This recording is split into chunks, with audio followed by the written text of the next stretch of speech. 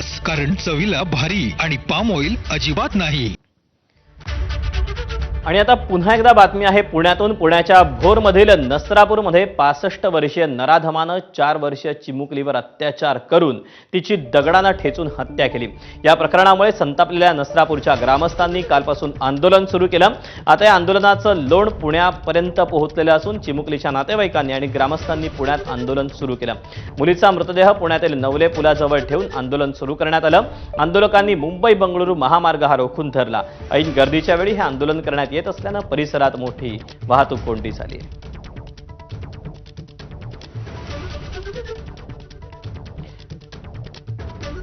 आपण याबद्दलचे अपडेट जाणून घ्यात. मंदार गोंजारी आपल्यासोबत आहे. मंदार, नवले पुलाच्या ठिकाणी सध्या हे आंदोलन होतं आहे आणि सिंहगड रोडपर्यंत साधारणपणे हे वाहतूक कोंडी पोहोचल्याचं पाहायला मिळते. एकंदरीत पुण्यातली सध्या काय नेमकी परिस्थिती आहे, पुण्यातलं काय चित्र आहे, काय घडतंय पुण्यामध्ये?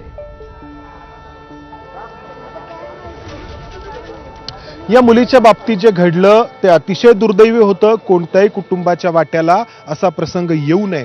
मात्र गेल्या काही तासांपासून या मुलीच्या नातेवाईकांनी किंवा आप्तेष्टांनी या मुलीचा मृतदेह पुण्यातील नवले पुलाच्या जवळ ठेवलाय आणि त्यामुळं चारही दिशांना वाहतूक कोंडी झाली आहे. मी आत्ता नवले पुलाच्या जवळ आहे. या सगळ्या गाड्या गेल्या कित्येक तासांपासून जागेवरती उभ्या आहेत. या पुलावरती आपण ही वाहनं अडकलेली पाहतो आहोत. त्याचबरोबर वाहनांची ही रांग समोरच्या बाजूला देखील कित्येक किलोमीटर गेलेली आहे आणि यामुळं ऐन आपण जर पाहिलं तर लोक गाड्या सोडून गेलेले आहेत. या गाडीमध्ये पाहिलं आपण कोणीही नाही.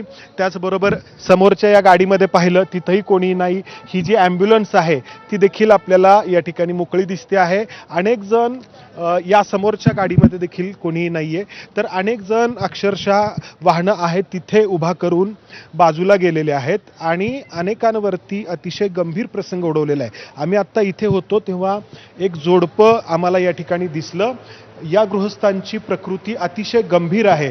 त्यांना लवकरात लवकर हॉस्पिटलमध्ये नेणं गरजेचं आहे. या त्यांच्या पत्नी आहेत. मात्र गेल्या किती वेळ झाले तुम्ही इथे अडकलेला? अर्धा पाऊण तास झालाय जवळपास आम्ही अडकलोय या प्रोसेसमध्ये. म्हणजे ह्याच्यापासून पूर्ण सगळं वारजेपासून सगळं ब्लॉक आहे. यांना कुठे न्यायचंय तुम्हाला? त्यांना आता मला अभिनव शाळा म्हणजे कात्रजच्या दिशेनं. काय होतंय त्यांना खूप जास्त लूज मोशन्स होत आहेत, प्रचंड फीवर आहे. त्यांना बसवत नाही आहे, अजिबात चक्कर येते. तुम्ही त्यांना गाडीवरून घेऊन चालला? हो, मी गाडीवरून त्यांना घेऊन चालले आणि आता पर्याय नाही, तिथे गाडीवर त्यांना बसवेना म्हणून मी इथे आतमध्ये आणून बसवलं. त्यांचे I should be thankful to them. बरं, पण तुम्हाला काहीच माहित नव्हतं वाहतूक कोंडी अशी? अजिबातच काही नाही कल्पना ह्या गोष्टीबद्दल. आणि ह्या असं खूप अवघड आहे. म्हणजे मला आता असं टेन्शन आहे की त्यांना काही झालं तर मी पुढे काय करणार आहे, न्यायचं कसं, तिथपर्यंत पोहोचू तरी कशी, अशी स्थिती झालेली आहे आता. तर दीपक, ही परिस्थिती आपण यासाठी दाखवतो आहोत कारण मुलीच्या बाबतीत जो प्रसंग घडला तो अतिशय दुर्दैवी होता. मात्र त्यामुळं या सगळ्या ठिकाणी वाहतुकीला एका अर्थाने वेठीस धरण्यात आलंय आणि आपण एबीपी माझाकडून हे आवाहन करतो आहोत की ही वाहतूक कोंडी लवकरात लवकर सुटायला हवी कारण नागरिकांना प्रचंड त्रास या ठिकाणी सहन करावा लागतोय. आपण जर पाहिलं तर इथे समोरच्या बाजूला ही सगळी वाहतूक कोंडी आपल्याला पाहायला मिळते आहे. कित्येक तास झालं लोक इथे या वाहतूक कोंडीमध्ये अडकलेले आहेत. ताई, कधीपासून आहात तुम्ही इथे? कधीपासून आहात तुम्ही? 6 वाजल्यापासून. 6 वाजल्यापासून. कुठे जायचंय तुम्हाला? पाचगणी मावळेश्वर. पाचगणीला. कुठून आलात? हॉस्पिटलला गेलेलो. अच्छा. तर 6 वाजल्यापासून हे इथं आहेत. आत्ता 8:30 वाजलेले आहेत. अनेक वाहनं, मी जे म्हणतोय बघा, हे या वाहनामध्ये कोणी नाहीत. हा, 1-1.25 तास झाला आम्ही अडकलेले कुठे तिथे. जायचंय तुम्हाला? मला इथे ह्याच्यात जायचं, मेक्स परिस सोसायटी आहे स्वामीनारायण समोर. कशामुळे ही वाहतूक कोंडी आहे काही माहिती आहे तुम्हाला? नसरापूर मध्ये जो काही झालंय त्याच्या संदर्भात आहे. तर आपण दीपक पाहिलं बघा, ही अशी ही मोठी भली मोठी वाहनांची रांग आहे. माझ्या वरच्या बाजूला आपण पाहिलं तर हा ट्रक आहे. हा ट्रक देखील असाच या ठिकाणी उभा आहे. या ट्रकमधले जे ड्रायव्हर असतील, क्लीनर असतील, ते सोडून गेलेले आहेत. ही अशी परिस्थिती आहे. आपण आता एका व्यक्तीची पाहिली अवस्था, ज्या व्यक्तीला तातडीने रुग्णालयामध्ये पोहोच करणं आवश्यक होतं. मंदार, आपण ही सगळी परिस्थिती दाखवतो आहोत. मात्र जे आंदोलक आहेत त्यांच्याशी काय नेमका संवाद साधण्यात येतोय, या आंदोलकांचं काय नक्की म्हणणं हे देखील सांगशील? या आंदोलकांशी पोलीस सातत्याने बोलण्याचा प्रयत्न करतायत किंबहुना बोलतायत, मात्र हे आंदोलक रस्ता मोकळा करण्यास तयार नाही. त्यांचं म्हणणं आहे की या आरोपीला तातडीने आणि कठोर अशी शिक्षा व्हावी.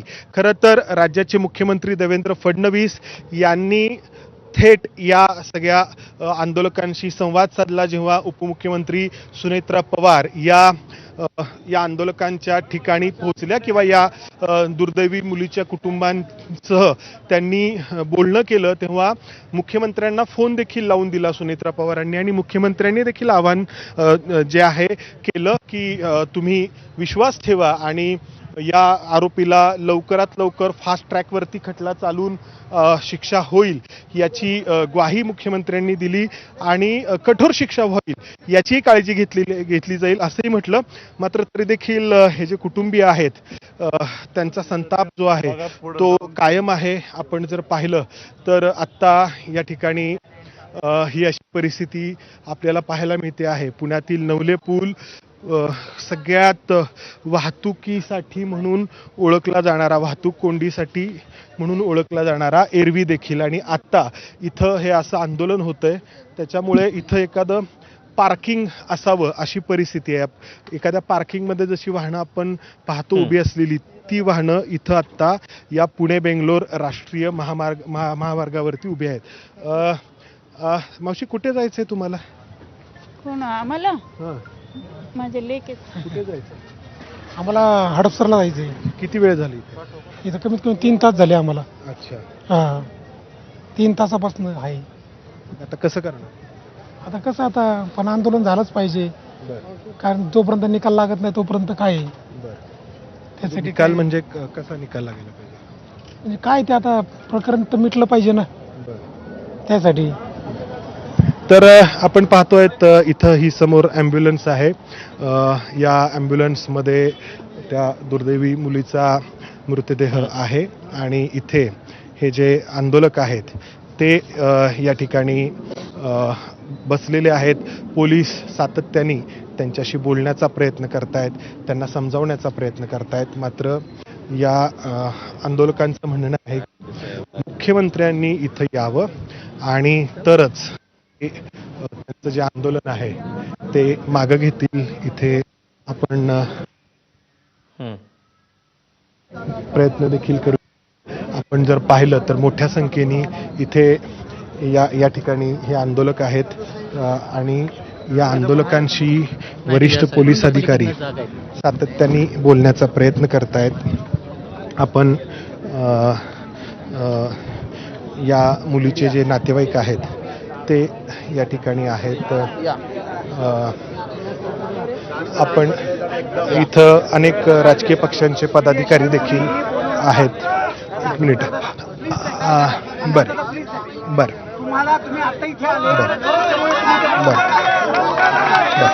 तर आपण पाहिलं या नातेवाईकांच्या प्रतिक्रिया ज्या आहेत त्या अतिशय तीव्र आहेत. भाजपचे जे शहराध्यक्ष आहेत धीरज घाटे हे या ठिकाणी या आंदोलकांना भेटण्यासाठी आलेले आहेत. काय म्हणजे मुख्यमंत्र्यांशी बोलता आहात तुम्ही? मुख्यमंत्र्यांशी बोलता आहात तुम्ही? कोण बोलतंय? कोण? मुलीच्या वडिलांजवळ. बरं, आपण या मुलीच्या वडिलांसोबत बोलू. बर, बोलतात. एक मिनिट. हो, ठीक आहे. मुख्यमंत्र्यांशी बोलतात, कोणाशी बोलतायत तुम्ही? अच्छा, ओके. त्यांची मागणी योग्य ती तुम्ही तिकडेपर्यंत पोहोचवा. बिलकुल, त्यासाठीच आम्ही आलेलो आहोत. हो, त्याच्यामध्ये फाटेफोड अजिबात नाही फाटे फोडणार. मी थेट विचारतो आहे, या दुर्दैवी मुलीचे हे वडील आहेत. आत्ता तुमची मागणी काय आहे आणि कोणाकडे आहे? माझी मुख्यमंत्र्यांकडे एवढीच मागणी आहे की त्यांनी प्रत्यक्ष इथं यावं, इथे मला लेटर हेडवरती द्यावं की आम्ही त्या नराधमाला फाशीची शिक्षा देऊ, नाहीतर त्या नराधमाला त्यांनी आमच्या ताब्यात द्यावं, आमच्या सगळ्या समाजाच्या ताब्यात द्यावं. आम्ही त्या नराधमाचा काय तो सोक्षमोक्ष लावू. एवढ्या अशा आमच्या 2च मागण्या आहेत, बाकी कुठल्याही मागण्या नाही आहेत. इथे धीरजी घाटे आहेत किंवा आणखी काही लोक आहेत, त्यांनी तुमच्याशी संवाद साधण्याचा प्रयत्न केलाय, मात्र तुमचं म्हणणं आहे की मुख्यमंत्र्यांनीच यावं. हो, मुख्यमंत्र्यांनीच इथं येऊन जर केलं तर ते पुढे काहीतरी होऊ शकतं. नाहीतर तो का